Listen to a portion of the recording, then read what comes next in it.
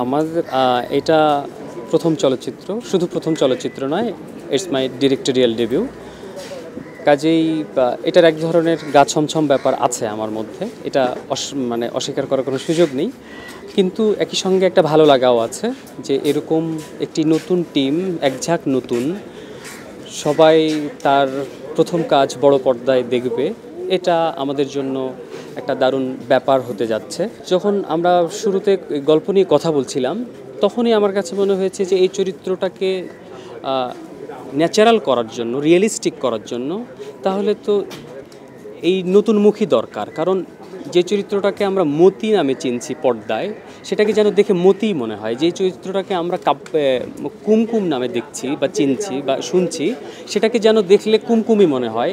কোনো একটা নির্দিষ্ট অনেক পরিচিত কোনো পারফর্মারকে দেখলে সেটা আমাকে দর্শক হিসেবে ভাবাতে একটু কঠিন হয়ে যায়। কাজেই আমার কাছে মনে হয়েছে যে এই নতুন এমন কাউকে কাস্ট করা, যেটা কিনা দেখলে মনে হবে যে যে চরিত্র অভিনয় করেছে সেই চরিত্রটাই ওইটা। বান্ডেল থাকলে প্রতি সেনমানিতে টাকা বাঁচবে। বিকাশ সেনমানি বান্ডেল কিনে জিতুন প্রতি লেনদেনে।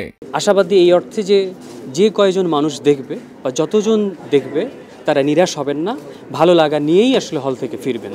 আমাদের কন্টেন্টটা আমাদের কাছে মনে হয়েছে অনেক স্ট্রং, তো এই কন্টেন্টটাকেই আমাদের কাছে সবচেয়ে বড় শক্তি বলে মনে হয়।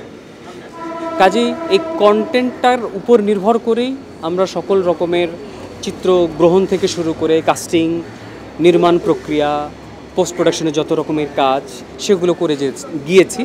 যে দেখেন, আপনি শুধু নির্দিষ্ট কোনো স্পেসিফিক কিছু মুখের উপর নির্ভর করে সিনেমাটাকে সিনেমা হিসেবে দেখতে চাইতে পারেন না। কী অর্থে দেখতে চাইতে পারেন না? যে আপনার গল্পে, আপনার কন্টেন্টে সিনেমা নাই, আপনার অভিনয় রীতির মধ্যে সিনেমা নাই, আপনার নির্মাণ প্রক্রিয়ায় সিনেমা নাই, শুধু কিছু নির্দিষ্ট মুখের উপর সিনেমা দেখতে চাইবেন, এটা আমার কাছে মনে হয় অন্যায়। এইটাই আমাদের কথা ছিল। তো যার কারণে আমরা চরিত্রটাকে যেন যথার্থ মনে হয়, মানানসই মনে হয়, যার কারণে এই নতুন টিম নিয়ে, নতুন মুখ নিয়ে সিনেমাটা শুরু করা।